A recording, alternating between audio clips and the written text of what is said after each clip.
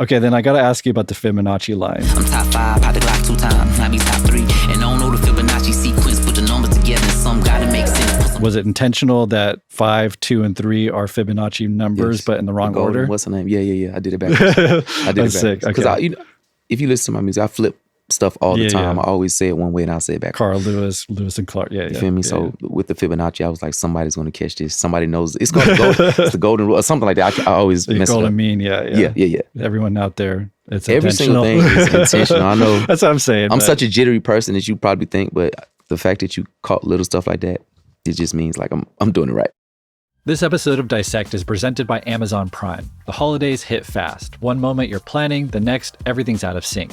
Luckily, Prime helps you catch the rhythm with fast, free delivery that gets it there just in time. Prime's fast shipping is always there for you during the holidays, especially when it's last minute and it just can't wait. Hosting essentials or the gift that hits the right note, it's on Prime. Head to amazon.com/prime to shop now.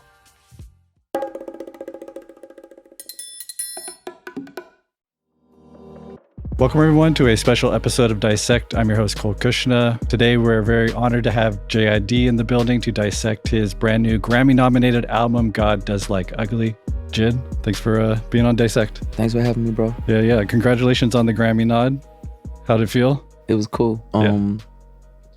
Just that is like actually mine, you know what I'm saying? My nomination as opposed to like other projects I've been involved in. So it's a blessed feeling, you know what I'm saying? Having like a group of your peers say this is what you guys need to listen to or whatever the case may be. God does like ugly and I could tell. Living check to check, nigga check the mail, another bill. Pimp my brother ain't even get no bill. On his third. Okay, so I want to get into as much as the album as we can. I always like to start with the album title. I know there's a story about your grandma, the origin of the title, but so maybe for those that haven't heard that yet, you can relay that story. But I'm also interested about how this kind of off-the-cuff thing that she said to you developed into what feels like the thematic framework of the entire album. Yeah. So initially my grandmother, I don't know exactly what the occurrence was going on in the world, but I just remember her saying, if God's letting that happen, God must like ugly or something like that, something in that regard. And it just stuck with me, you know what I'm saying? Because I'm used to hearing the term God doesn't, you know what I'm saying? So just her being creative enough to just flip that on his head, and it kind of sent me for a loop. This was around 2019 before she passed, and it stuck with me all those years just working on the music and trying to find something around that that just felt authentic to the title, because the title wasn't gonna change. Right. All the music, even in the creation of it, bro, it's not the album that it didn't come together all the way how I thought it did. I had a lot of different samples and stuff that didn't get cleared, and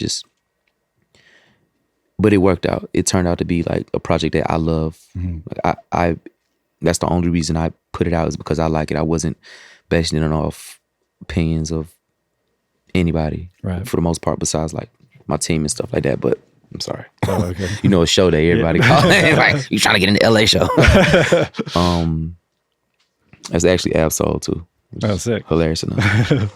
Just more selfishly like saying, okay, this is what I think the wave is, and this is how I feel about the music. And I'm not even sure like people would it's an ugly project. It was meant to be like a little uncomfortable in some spaces.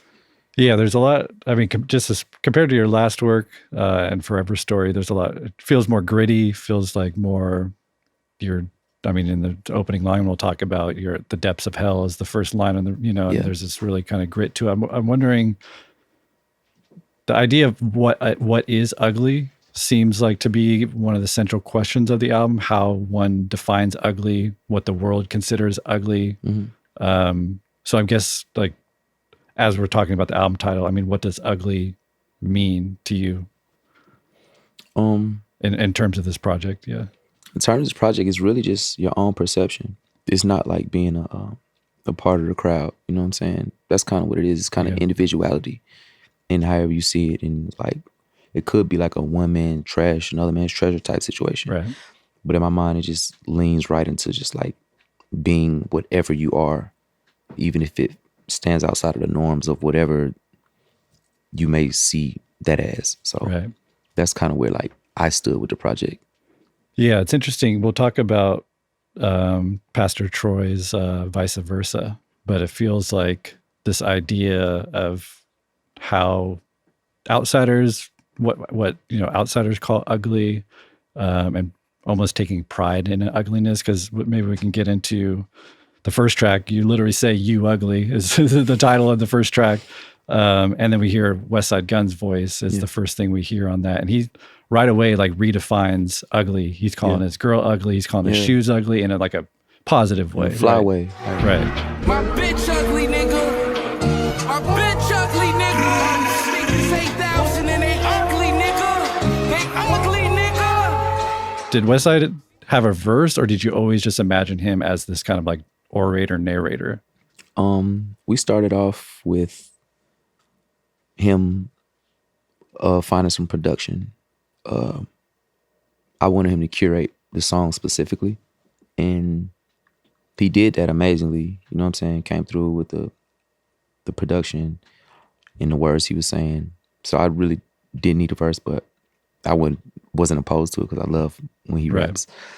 But for the most part, it was really him setting the stage for it. And we went through a bunch of different channels with production because like samples and all of that stuff.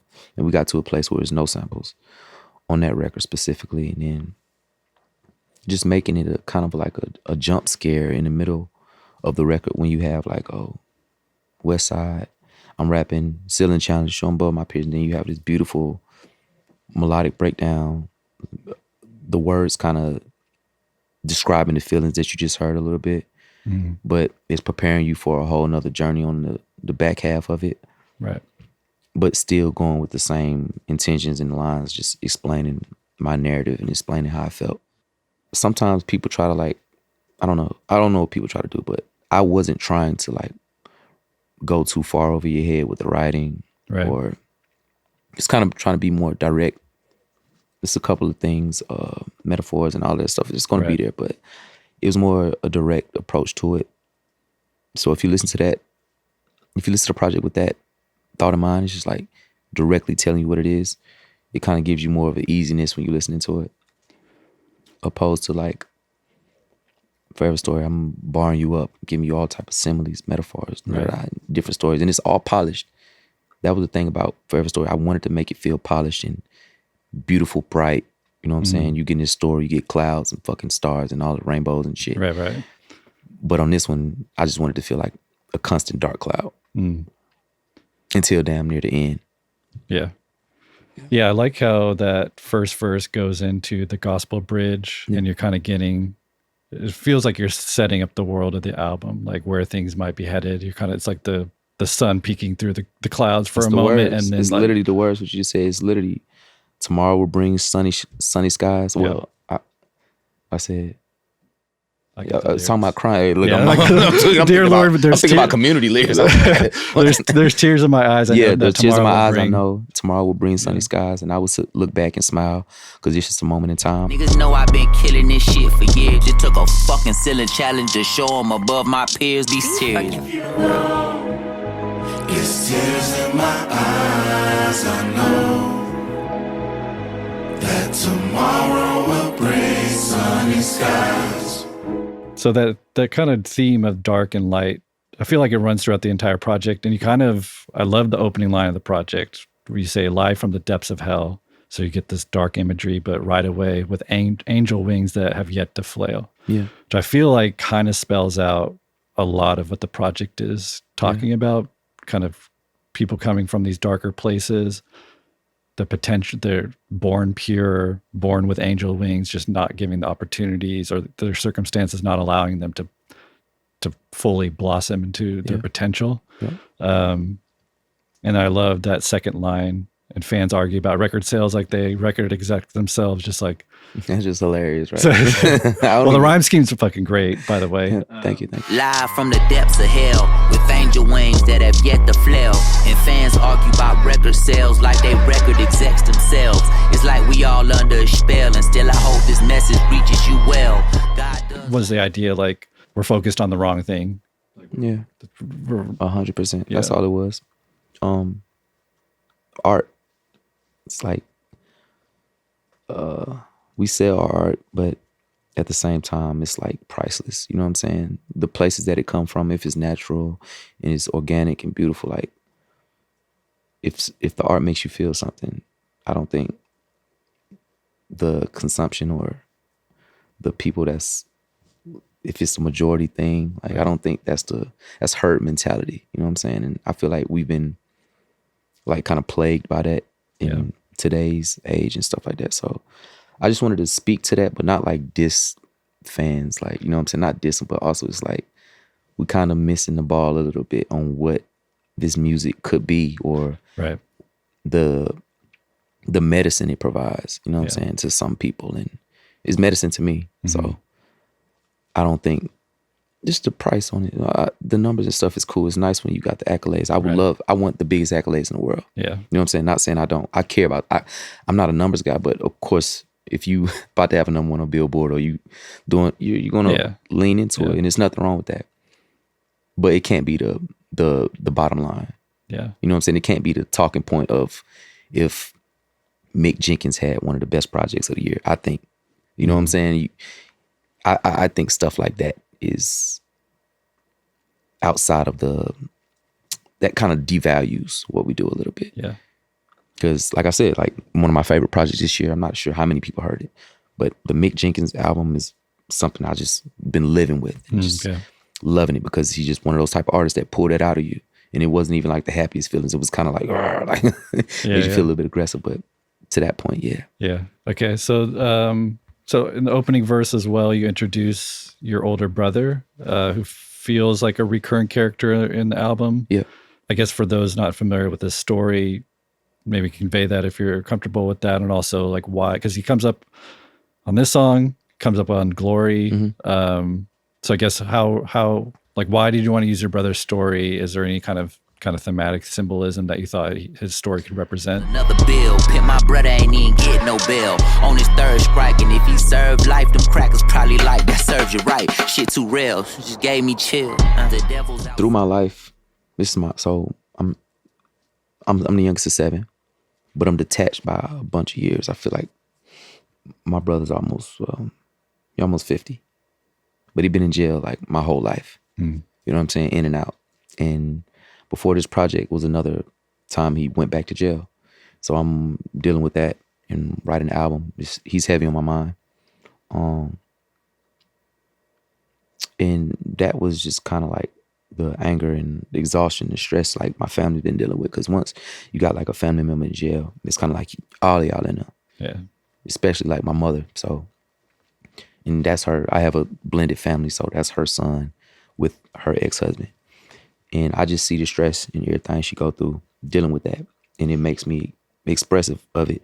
Even if I'm not telling you like the exact, throughout my timeline, you probably understand what my brother did. Through my albums, my discography, I talk about him every single album. But this one specifically just because he went back into jail and he didn't get a bail for it. He's been sitting waiting for 3-4 years on bail since I dropped the last project. Because if you see the Swang On video, he was in there. You know what I'm saying? And then it's 3 years later and he's still doing what he's dealing with. So it just take me to a place of just questions, think about his mind state, my mother's mind state, my parents. A lot of things come, a rush of emotion, waterfall of emotions, but I just try to give him love and just like talk through his life through my eyes, the way I see it. It's kind of like a action-packed like movie. You know what I'm saying? The stories that I hear about him, the conversation we've had, him being one of the first people I've ever seen rap. It just adds a lot to it. So God Does Like Ugly is just his story as well. That's why I bring him up in the first 2 songs, and I refer to him throughout the album all the time. The whole song of Glory is about him. Okay. From top to bottom. The person that I'm talking about got baptized and all of that, I'm talking about him. And then I just bring it back to the end when I say like, and I really let you know it's him. My brother back inside a cell. But yeah.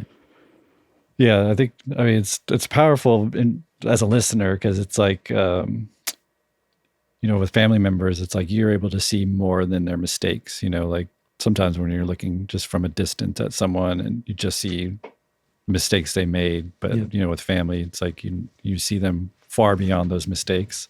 Okay, so then we already talked about the gospel bridge. And then verse 2, you issue somewhat of a lyrical challenge. So I got to take you up on that. You say you ask about catching a bar. So I gotta ask you if I got it right. So the bar is, you say J.I.D. and friends playing Mario Kart, looking at my big brother back in that mid, and moving around the city like Lewis and Clark. Hop out the car, turn to Carl Lewis. Thinking back to being little badass kids, Jid and friends playing Mario Kart, looking at my big brother bagging that mid, moving around the city like Lewis and Clark. Hop out the car, turn to Carl Lewis. If you caught that bar, you understand why I do this. You don't know me if you knew me when I was a little piece of rotten fruit. If you caught that bar, you understand why I do this. So great wordplay with the Lewis and Clark. Carl Lewis being this Olympic athlete, runs track. That's my dad name though. Okay, that's there There it is. Father's name Carl Lewis Root, and then do you have an older brother named Carl too? Yep. Okay, so the bar is essentially like I do this for family, right? I was a sprinter. Yeah, I'm glad okay. you caught that. Yeah. That's sick. Okay, and then you say you don't know me if you ain't know me since Little Root, which was your childhood nickname, right? That's my last name. Okay, right. Yeah. So they always used to call me Little Root. Okay, For sure. all right. Lyrical challenge. I got it right. You got I love that.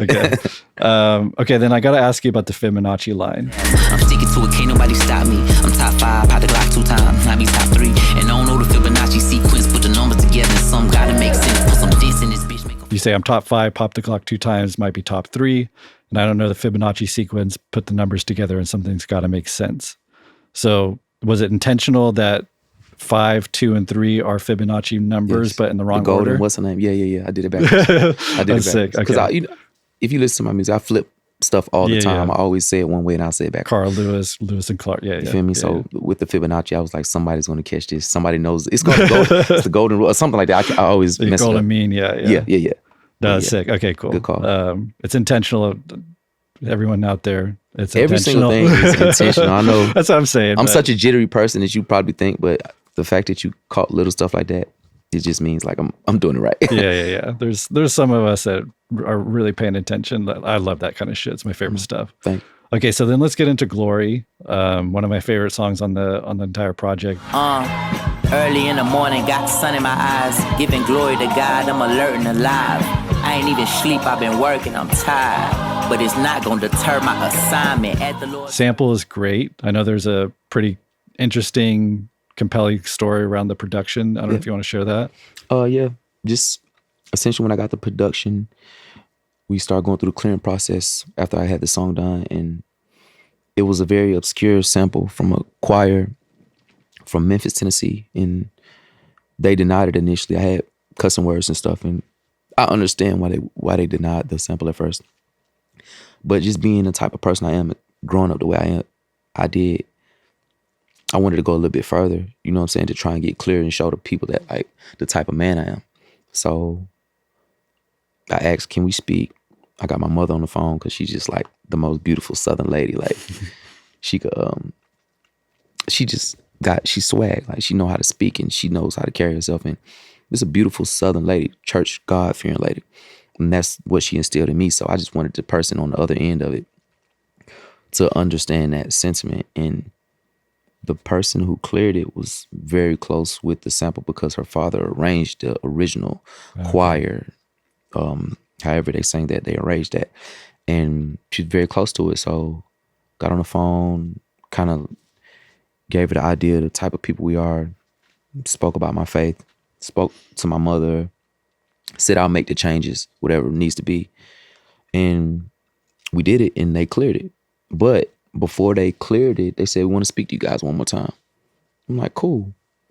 And when we spoke, she says they cleared it and they did some research on me, listened to my music, listened to Forever Stories at the time. So if you listen to the album and you get to know me, it's like, oh, it's not stick. You know what I'm saying? You listen to some great writing, some real life experience, and they enjoyed it, specifically like Swang On and stuff like that, which is a Negro spiritual. Like it's something that's really close to me. So her specifically liking these records, said she just wanted to pray over me and my team and the family and stuff. Because using that sample specifically verbatim, she said, I'm going into a spiritual battle, spiritual warfare in an industry that doesn't like lean towards that. You know what I'm saying? Right. It's more dark, if you would Right, say, right. in the industry. So when she said it, it kind of like threw me for a loop. I'm like, whoa, like you understand, like it's something special about it. And she spoke all this stuff that's happening right now. She spoke it. She said this project is going to be huge. It's going to be one of the biggest works. And I mean, Wow. it's kind of crazy like that Yeah. happened like that. And it's just really just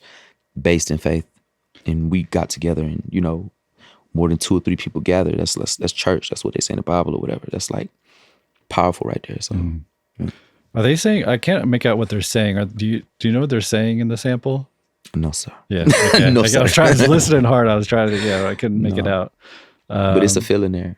What's that? Yeah, they're saying yeah. glory, of course. Okay, right. They're saying yeah. glory, but Yeah. it's just amazing. I don't even know. You guys got some mileage out of it too.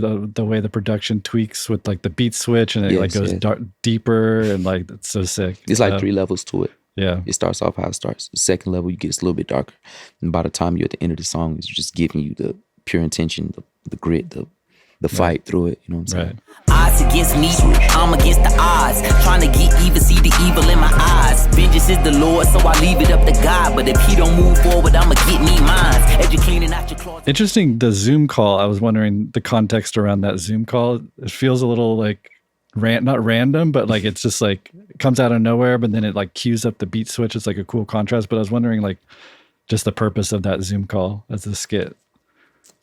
So if you listen to it, it sounds like somebody that will represent something from the business side of Right. music business.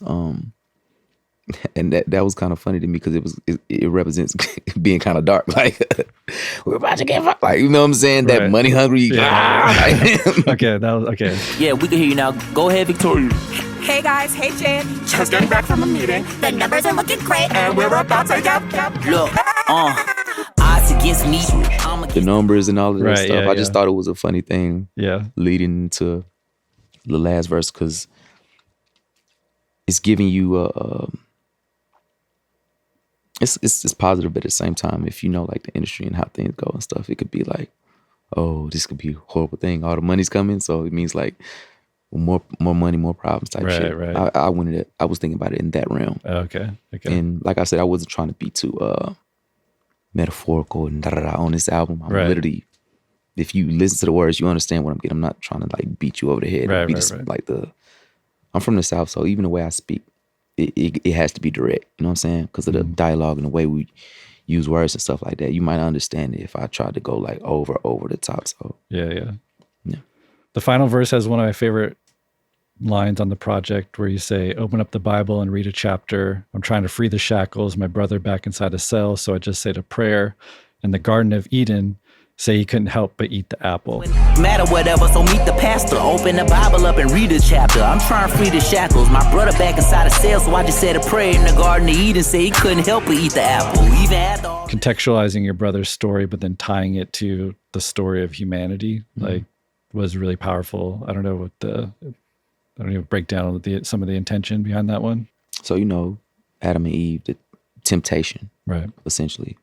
So whatever his vices are or whatever, he said he couldn't help it. Like whatever he did, and I'm not going to go into detail, but Right.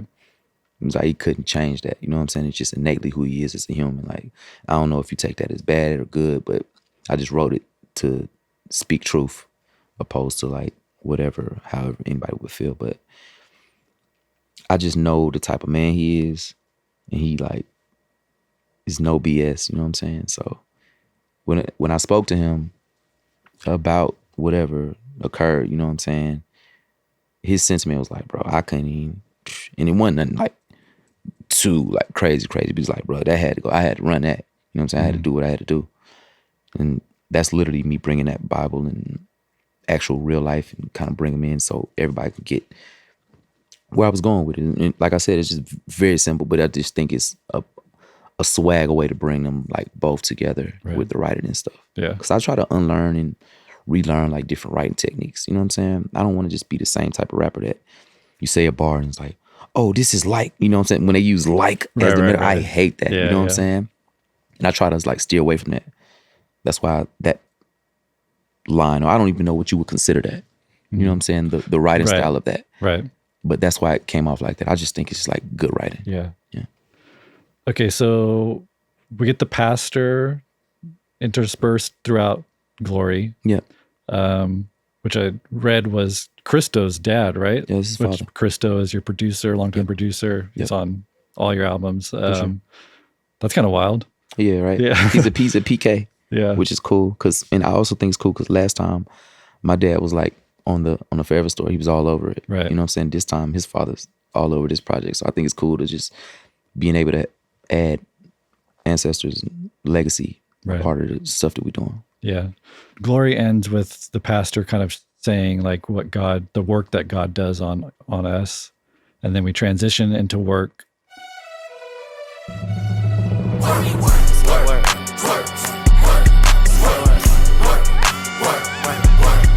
So the sample on this is fucking really cool and powerful. In the background of the song, pretty subtly, but once you hear it, it's like you can't unhear, or at least I can't, but there's a literal work song sampled. It's called Early in the Morning, recorded in 1948. It was sung by 4 incarcerated black men in the Mississippi Penitentiary who are forced to work on these, essentially an extension of slavery, of forced prison labor. That specifically. You found that? Specifically. Oh, sick. Okay. Yeah, for sure.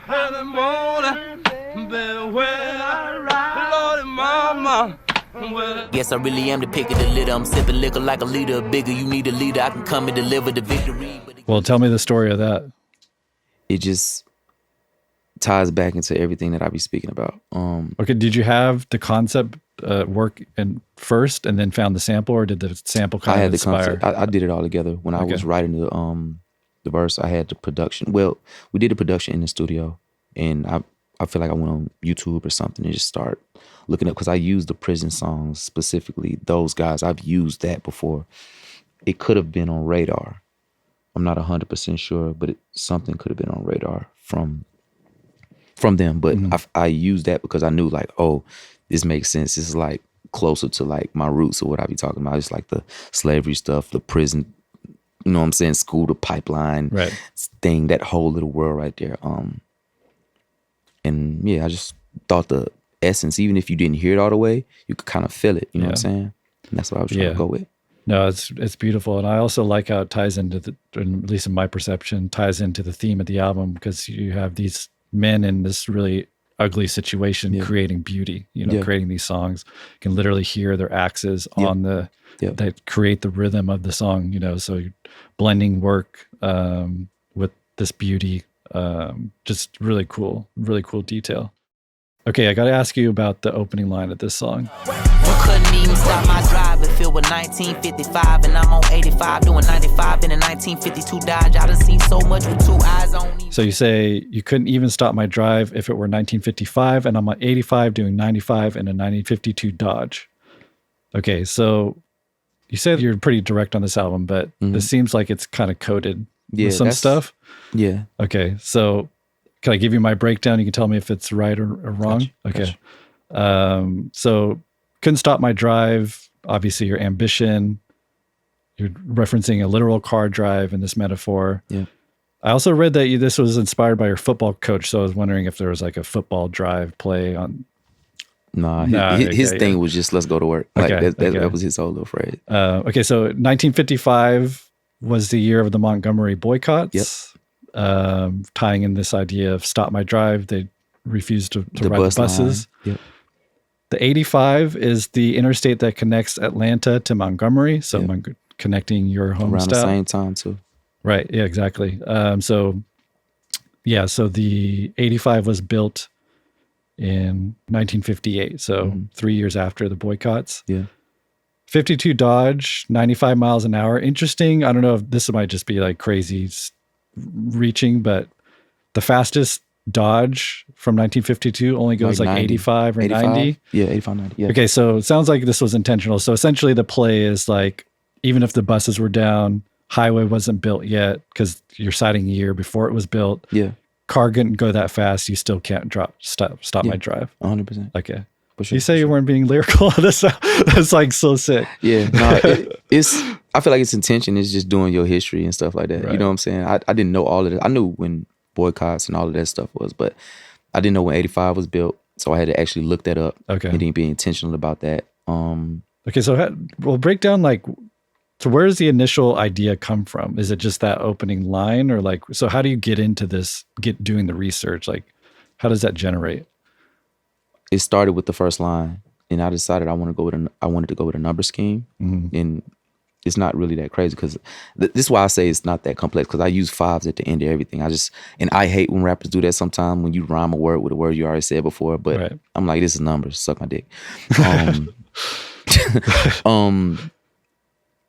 But yeah, it literally started with the initial line. You couldn't even stop my drive if it was 1955. That's where the ideas start coming from, because it's like, okay, now we're talking about this. How can we do more history lessons and try to like give little inklings of what I'm talking about? So I looked up when the first Dodge rhymes with 5 a little bit. So I'm like, hey, I'm talking about a car. When was the first car? What was the fastest? What's the speed? Looked up all of that stuff. And then I went to the dates and try to just make it all correlate to like you not being able to stop my intentions, my drive, my focus, all of that stuff. So sick. It's really cool. Thank you. Okay, let's jump to Community. Yeah. It's one of the best rap songs I've ever heard. The song is so good. So congratulations on making it. It's a perfect song. Thank you, bro.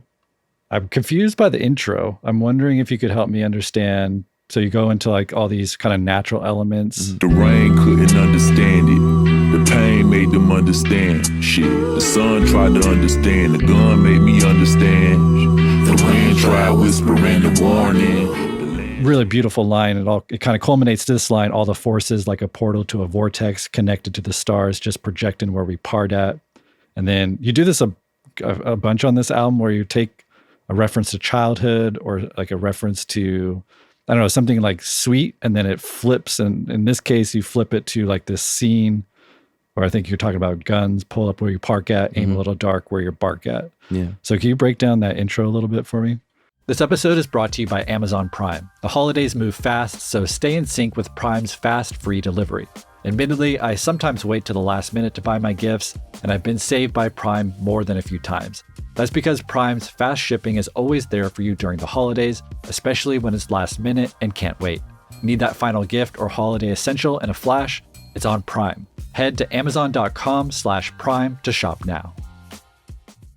I started it off by just speaking about like why things are so fucked up for people in these living situations, people of color in these living situations. So it's like nobody understands it. The rain couldn't understand. The pain made you understand. The sun tried to understand. The gun made me understand. That's right there is hella violence within those words right there. And just with how I grew up and stuff like this, I know I moved around. Probably before I was 13, probably moved to 10 different cribs. You know what I'm saying? Different communities, horrible places, some middle class, some apartments, all of that stuff. It kind of just added to how I grew up, the visual representation, the black people that because I would say this, I grew up around all black people. I'm from Atlanta. Went to a black school, middle school, high school, ended up going to a HBCU. So my real first interaction with a lot of other races and people that's not all black, like we're now. It's kind of like when I came into this industry and I'm like, oh, this is the world. Traveling the world kind of opened my eyes to let me know it's not a lot of us out here. You know what I'm saying? So these small sections in the corners of whatever state you say in, like it kind of has the same thing going on.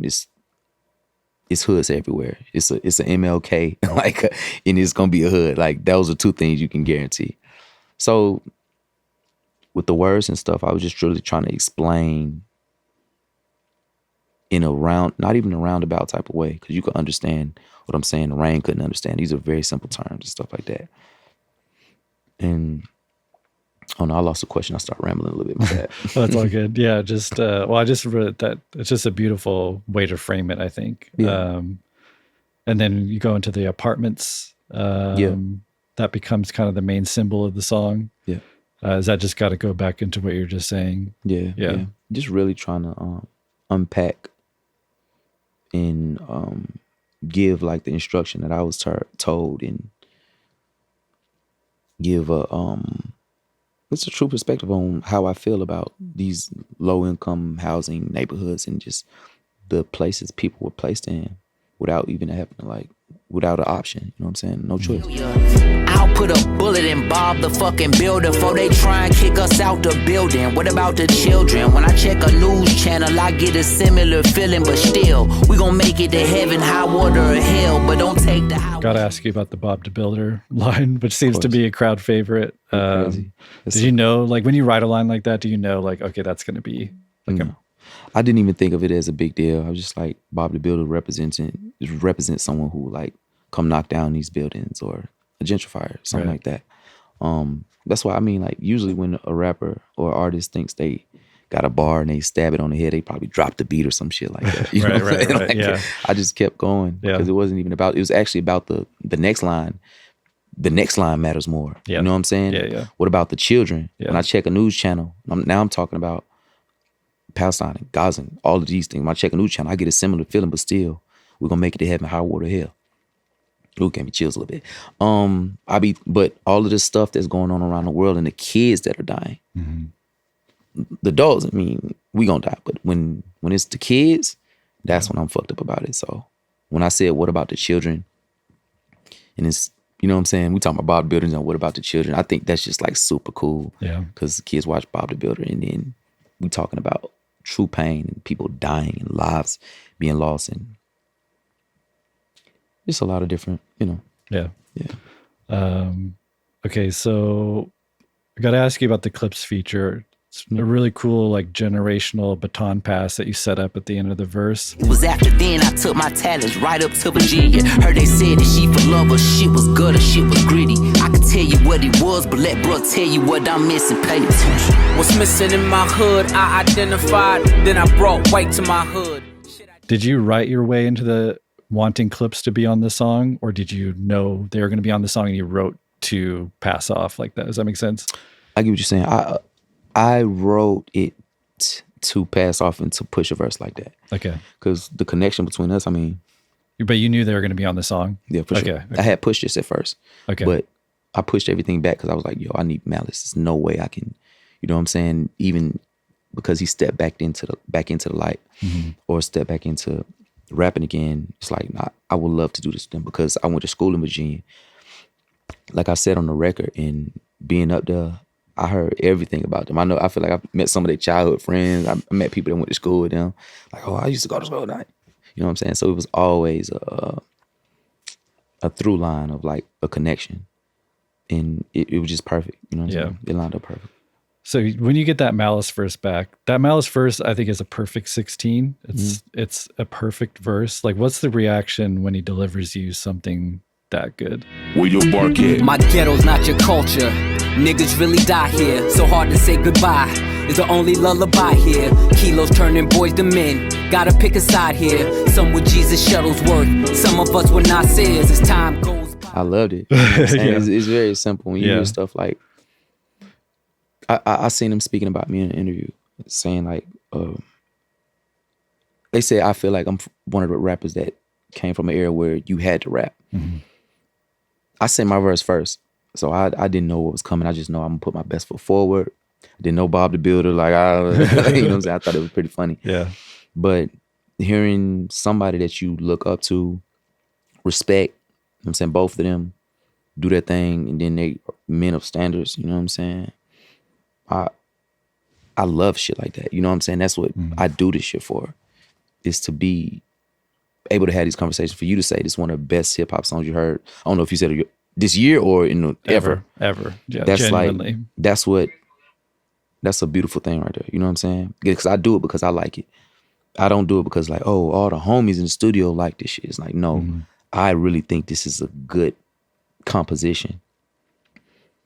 But when that exudes through the record and you give me that reaction, or you say that's how it makes you feel, it's just like, okay, the message is being told, the stories is being told, and it's done in a real authentic type way that's authentic to me. Yeah. You know what I'm saying? And how I feel, how I grew up and stuff like that. Because like my stories are important for, I know, not just for me, but for my little brothers, my little cousins and other little black kids that grew up how I grew up. You know what I'm saying? Yeah. And it's kind of like inspiring to show like, okay, it's an A, B, C. You can go to A from A to B. You can do your thing. You know what I'm saying? You can make a play. You can grow. You ain't got to be an artist. You can do anything you want. But just, I don't know. I keep a rearview mirror just to look back, because that's kind of what my music is about. Like, being from the South, I rap like I'm trying to get the slaves free for sure. For sure. And we fuck with bro. But that's literally how I rap. Right. You know what I'm saying? That's what I care about. That's what my father cared about. Yeah. Yeah. I just got to acknowledge Malice's final 2 bars tying perfectly into this album. Candy Lady right there, Zombieland right there. So if we're talking about this album of ugly, dark light, ugly, beautiful, him painting that picture of these apartments, giving you the Candy Lady, the warmth, the Zombieland, and everything that implies. And then, I mean, he knew his assignment, because he says them apartments be the perfect backdrop for any nightmare, tying it all the way full circle. Yeah. And then, you cut the beat out, assuming just because it's just like mic drop. I actually rapped after that. Oh, you did? After you heard his verse? I already had it. I already had the second part, because the beat switch, when you hear those keys come in, the beat switch, and I was like, okay, if we don't get this in time, it'll just be me and I'll do 2 verses. Oh, got it. But it would be me and Pusha, and I'll do 2 verses. Right. One at the end, one at the beginning, one at the end, half them in the middle. But it worked out perfect. So those bars, like, they were fucking great, but you probably never gonna hear. Okay. All right. Okay, so I want to skip, as much as it pains me to skip over. Okay, actually, no. I got to ask you about a specific moment on G's. One of the more unique perspectives or stories I've heard in a rap verse before, where you tell this story about your car getting broken into. I'm assuming it's a real story. Yep. And then you explaining yourself, like checking yourself in real time and contextualizing, feeling yourself getting angry, and then contextualizing this specific incident within something larger. And then even earlier in the verse, you're talking about when you had your own past of doing similar things. Get in my car, see some glass by the door, and I'm like, what the fuck is this? I knew what it was, the stadium right in the hood, my window was busted. Now I feel like the blood is rushing. Take a second, a minute, adjustment. Had a couple things, but if they ain't find my bank, it ain't really getting nothing. Man, god dang, little niggas took everything, from the spare tires to the spare chains, insurance papers, and some blunt spray. What the fuck would they want with that anyway? But we in Atlanta, you can see the channels, man, that shit gon' happen any day. So I'm assuming that's a true story, and I just maybe talk about that mind switch, because I feel like it's something like really unique in song, but also like important for people to like think it's about. Super important. And it's gonna sound kind of crazy to me. It's gonna sound very, not to me, to you. So, I said it to the homie the other day. I was like, yo, I have so much like empathy for my brothers, like black people, that it's like, if I got robbed and killed by a black man, I told my homie, I was like, you know what, the first question I asked, like, what did he go through all his life? What the fuck did he deal with? You know what I'm saying? Like, why do you look at yourself being me? If you a black man, you look at another black man, it's representative of yourself in a way. It's like, how did you get here to this self-hatred place? Now, I probably won't, like, I'm not saying this is actually like how I would do, but we were having a conversation. I just remember having that empathetic thought in my head, like, how the fuck did he get here? It ain't had nothing to do with me. This is just whatever. I got robbed, blah, blah, blah. But in real life, like, that empathy that I spoke in that moment kind of sent me for a loop. It was like, yo, why do you think like this? And it goes back to like my family, my father, and he's been in the military, and him telling me about his friends that passed, and he went to the military when he was like 14. So he just remembers carrying like dead bodies, like from being in this war, dealing with all the shit he had to deal with. I don't know. I see myself as an empathetic person towards my people, but at the end of the song, I say, I ain't tripping, because I know who's responsible. It's the motherfuckers that be claiming that we too thugged out, which is blaming the system. I'm just being one of those type of guys, like, get your foot off my nigga. Like, but let me do that. You know what I'm saying? Because it's just No, it's valid. I think it's valid. I think it's valid. And I think that's one of the more important stories on there that you could miss. You could miss that whole story and just think, Jizz just rapping again. But it's never that. It's literally second verse, I'm telling you a whole story. Get to the I'm telling you my real. I'm saying Saints and Falcons rivalry weekend. Like, this is. I'm such a football head. So I'm giving you specific times, dates, how it happened, glass by the door, and I'm thinking about how, dang, I used to try to like crack cards. Oh, I broke in a car before too. You know what I'm saying? Why did you do that? Why did you and your homies have that over you? And it's just kind of like adolescence, youth, the situation people placed in, disenfranchised. History, you know what I'm saying? Yeah. Lower circumstances, classes, all of that. So it's like, even saying, I think it's funny. My mom hates this line. I be thinking Martin was wrong, Malcolm was right. Mm-hmm. You know what I'm saying? It's very simple, but at the same time, their ideologies were vastly different in their approach and stuff like that. So just the contrast of all the like how you would assume a person is, and then just getting into their background and how they grew up and all that stuff. Like, again, I wasn't trying to be too metaphorical on here. I just wanted to tell you a story of like why I'm empathetic towards people that look like me. It's because I've done the same things and I see what we're up against or were up against and still to this day. Yeah. I mean, I just try to like shine light on the mindset of a young black man from East Atlanta that's grown. You know what I'm saying? To a man. I ain't having fun with it. Bunch of young niggas trying to feel numb to the pain. I ain't tripping cause I know who responsible. It's the motherfuckers that be claiming that we too thugged out. Gangsta, everybody bugged out. Yeah, it's a really powerful story, especially when you understand the context of it. I feel like hip hop is more and more giving you that empathetic perspective, you know. I think Kendrick's doing great work there and just like really contextualizing it, especially obviously for people like me that just it's foreign to us, you know. We grew up like that. For sure. Okay, I wanted to jump into what I perceive as Act 2 of the album, which is like this stretch of more melodic songs. Mm-hmm. Interesting approach in terms of like grouping them all together. I think the more traditional approach would be kind of sparsing out those songs. So I'm wondering what the thinking was, kind of making this larger act of these similar types of songs was. Just being a 90s baby and loving like R&B and soulful sounds, and I just want like I went to like vocal classes for this shit. Like I want you to really understand. Like I'm really trying to sing. I'm really singing here. I'm really like Grammy-nominated singer now. Come on, we're attacking these notes. Like shout out Miss Beverly Johnson. Thank you, appreciate you, love you. Play the game by the code. Don't change on the game. Know your role. She thinks the performance on Wholeheartedly is okay. I think it's really good, but she said it's okay. My vocal, she was like, "You did okay." Man.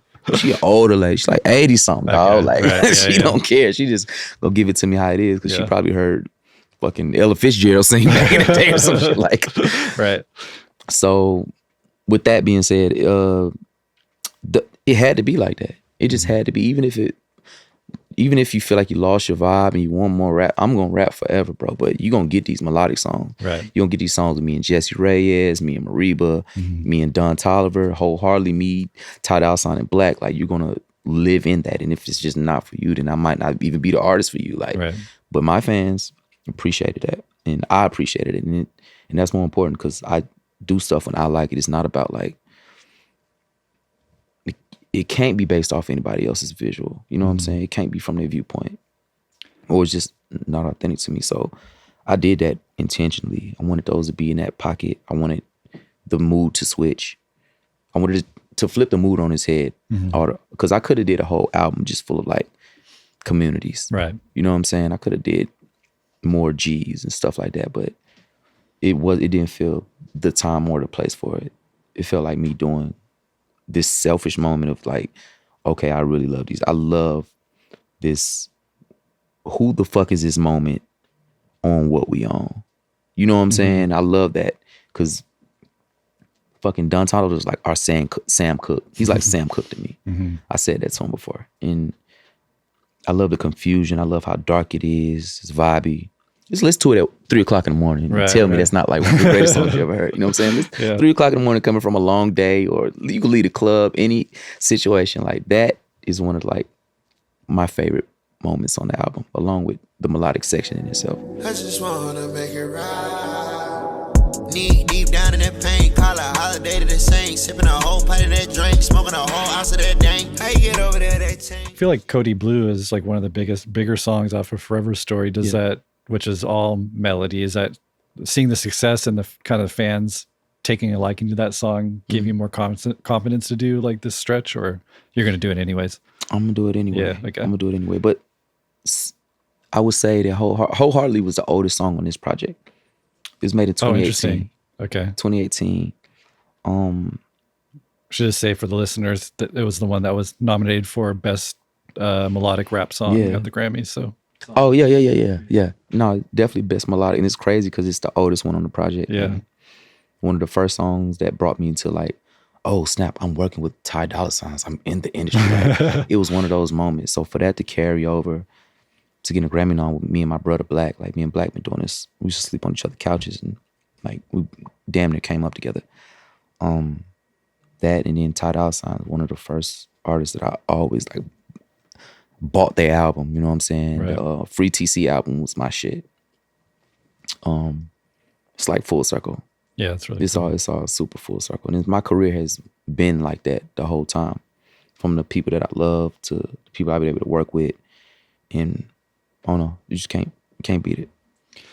Okay, so let's so we get the And We Vibe and interlude, which kind of gets us back into transitions into the third act of the album, which is well, at least in my framing. I don't know if you thought about that, the album in acts, but definitely a switch on McAfee.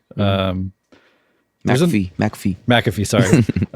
There's enough raps in this one song for an entire album. It's so great. The number of flows and the switches. It's like when you rap this live, I saw you last week rap this live. I was like, Jesus Christ. It's a lot of information. It works though.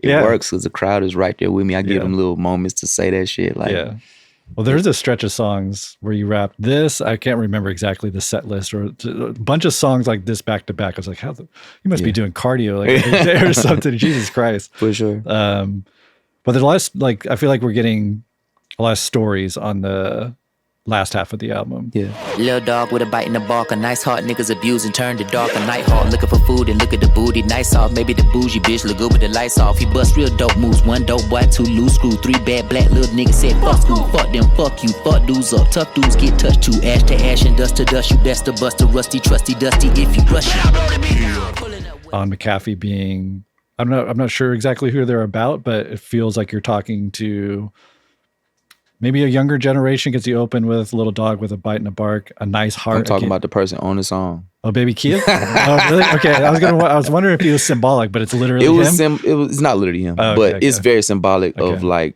what you might come across in Atlanta. Right. And he was like the perfect person to like help me set that up, because he like just represents a lot. Mm-hmm. And he represents talent and intellectual capacity being from where he's from.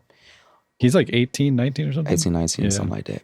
And I don't know. I just appreciate this song for what it is and how heavy it is. And then the story, like, you can hear a subject matter what's going on in there. It's not just like randomly thrown together. It's literally like stories that I've compiled through my life and people that I've seen that live those exact words. Mm-hmm.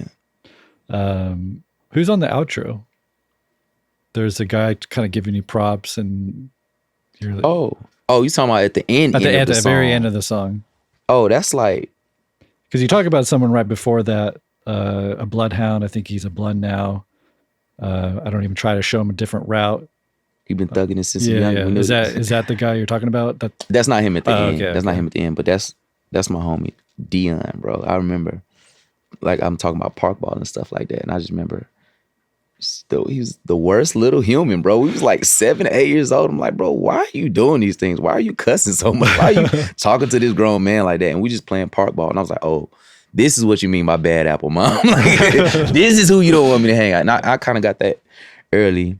So that song, I hate that I said your name, bro. I hate that I said your name. I can bleep it out. No, whatever.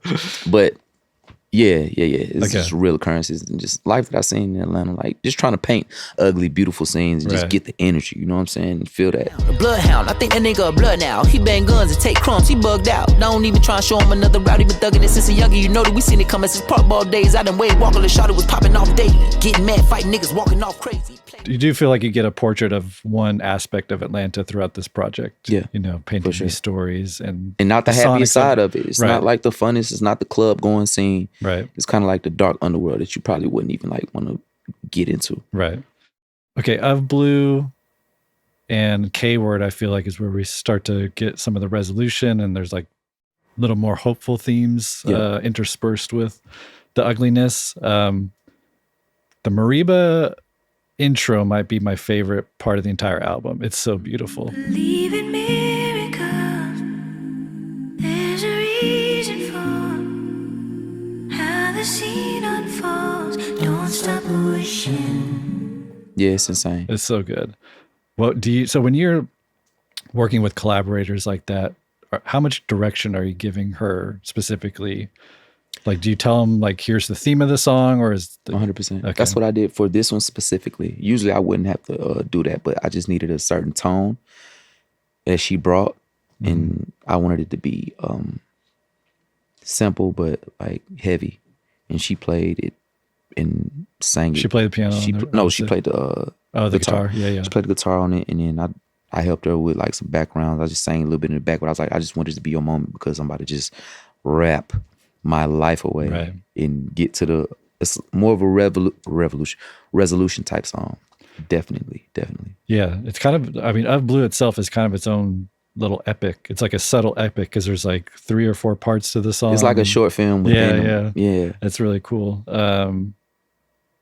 So something that I haven't talked about that seems to come up throughout the album, but really does come up on Of Blue, is this idea of cycles and being stuck in cycles. Like in the core, in your intro, you say, "Are you following the flames like a tail chasing a dog?" Yeah. Later on in the verse, you talk about. Well, I'm going to ask you about who this is about, but essentially, you have that line about writing a line, sniff a white line pure, writing a line, sniff a white line pure, like this cycle. I keep that personal. Okay. Yeah. Who I was talking about there.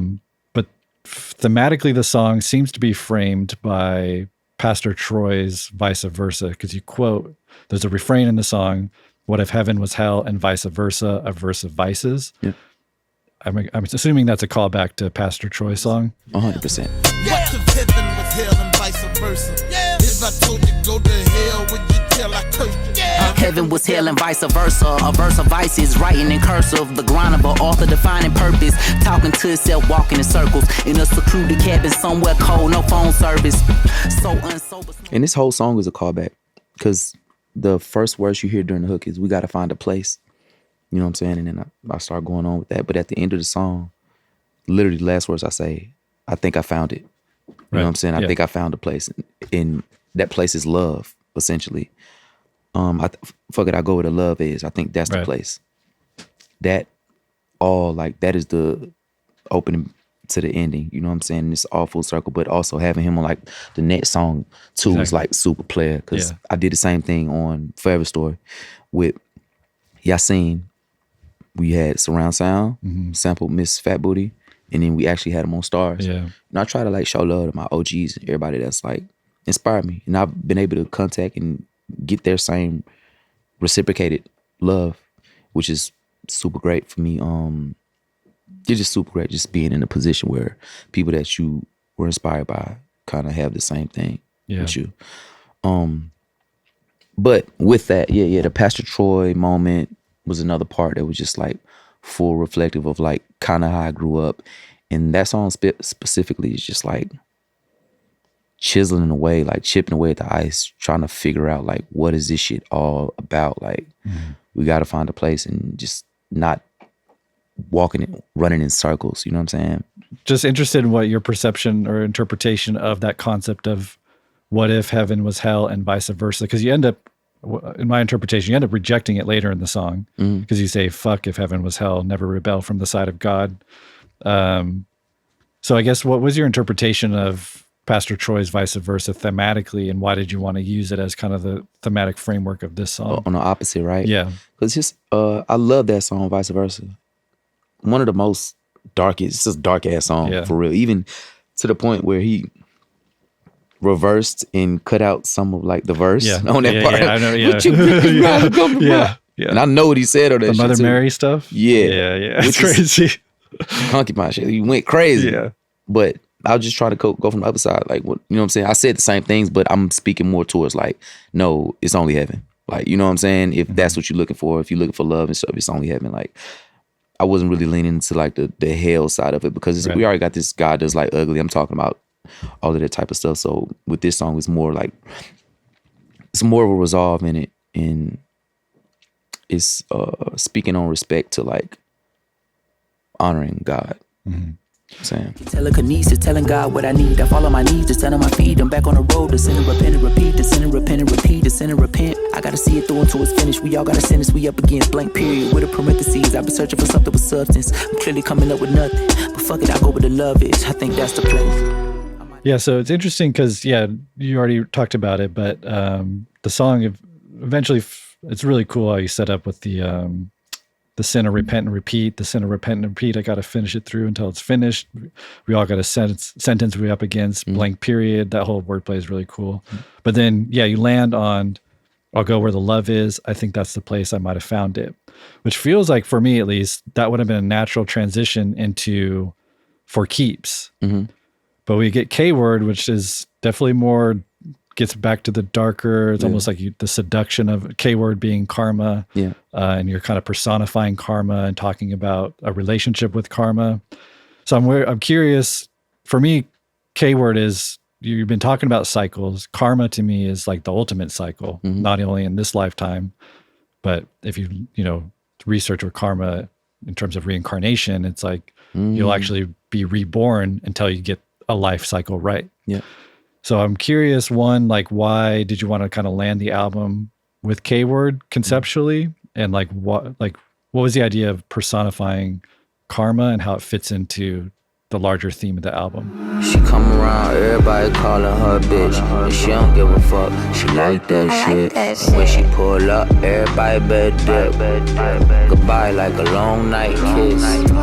Karma in itself is, as soon as you hear the word, you get like a bad connotation. You think like karma, but I think the way I approached it was like good karma. You know what I'm saying? That's what I'm saying. Who can I call?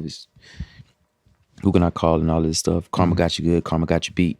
Karma got you good is kind of like where I was standing with it. In the opposite side, it's like karma got you beat. I don't care if it come for me, because it's like I ain't doing nobody wrong. Like, you know what I'm saying?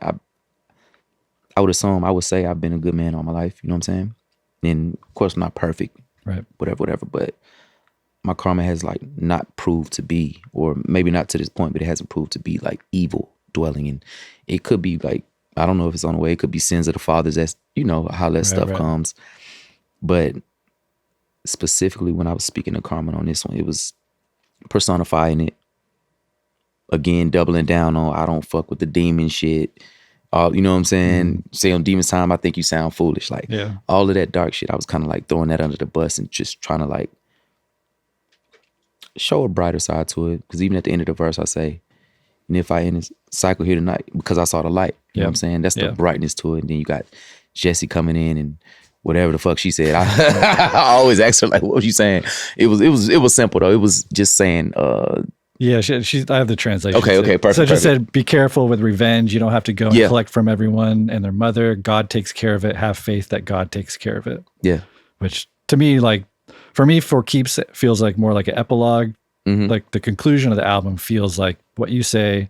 If I do it right, I can end the cycle here tonight because I saw the light. And then Jessie Reyes, who I'm assuming is personifying karma. Yeah, 100%. Giving that outro feels like a really natural conclusion to ties up the ugly, beautiful motif, the dark lights. I ain't frightened, so I fight through it. If I do it right, then I can end the cycle here tonight because I saw the light. Who can I call when it's just me? Ya, papi, ¿a usted le olvidó lo que yo le dije o qué?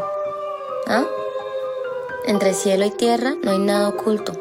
What is the resounding message that you would want people to take away from the album in terms of, I guess just a message? Is it karma? Is it like good deeds will inspire good life, or like what do you? I feel like that's a good point you can make from the album, and just perceiving yourself is like, not even perceiving yourself, just being who you are naturally. You know what I'm saying? If you're innately like a bad person, then I'm sorry, like be that. I guess, you know what I'm saying? You probably couldn't change that. That comes to like my empathetic side, to like if somebody did something wrong to me, like giving them that pass. So this is the conclusion, would essentially be just like living your life with your best intentions, putting your best foot forward, and just see the world how you see it. Don't try to be like anybody else. The herd mentality, like stuff like that, is not important to me. So I try to like cut that off, you know what I'm saying? Gangrene it. Yeah. Okay, well, I kind of got through the entire album, and we're coming up on time. I guess, curious, are you been working on any new projects, or you got anything in mind? I got a lot of stuff going on. Yeah. As far as new music, I mean, it's probably gonna be my best body of work. I'm 100% sure it's gonna be like my best body of work, just because of things I've learned in me growing up into this music. Like, I didn't always think I was gonna be an artist. So me being in this industry full man, and I'm trying to understand the maneuvers, and then I understand it, kind of got it. I think it's gonna be like a good on to the next whatever chapter this is, but I'm kind of not rushing it. You know what I'm saying? I'm enjoying this Grammy shit. I'm enjoying I listened to the project like a couple of nights, and I was like, this is a really good fucking project. Like, and it kind of grew with me. You know what I'm saying? It's still growing. I feel like even today, I'm not hearing shit that I wrote. I know that I wrote the shit. It's not like, oh, you're that smart, you just wrote some shit that you did. Like, nah. I'm just living with it and watching my words just manifest my life, kind of. You know what I'm saying? Like the good karma thing. That song Karma, always, be like, not force myself to be a good person, but just like lead with love, essentially. Right. Even songs like Skate and stuff like that just brings a part of my childhood, Atlanta. Like, it's a super Atlanta project. I'm in love with this album right now, though. And I'm still thinking forward. Like, I have stuff that I got plans for with music and just different things that I want to try, but I'm in that place of like unlearning, relearning, right? So I can have another writing style for the next project. And working through it, bro. Yeah, we on a road, so you know. No, you got a busy schedule. Yeah, well, thank you for this body of work. I mean, we're all still sitting with it. There's a lot to learn from it. I mean, even prepping for this episode, it goes way deeper than I initially thought. So it's just one of those albums that I think grows on you, grows with you. There's more than enough kind of, I always say there's like portals. You can learn, we didn't talk about the song with Vince, but even like that intro, bro. There's a whole history lesson. Oh, brother. That VCRs, bro. Yeah. That's one of my favorite records as well. Yeah. It's a heavy record. But there's little stuff like references like that I've been really enjoying, just like digging into. So we appreciate the work, and I appreciate your time, man. Anytime, bro. Yeah. Thank you, brother.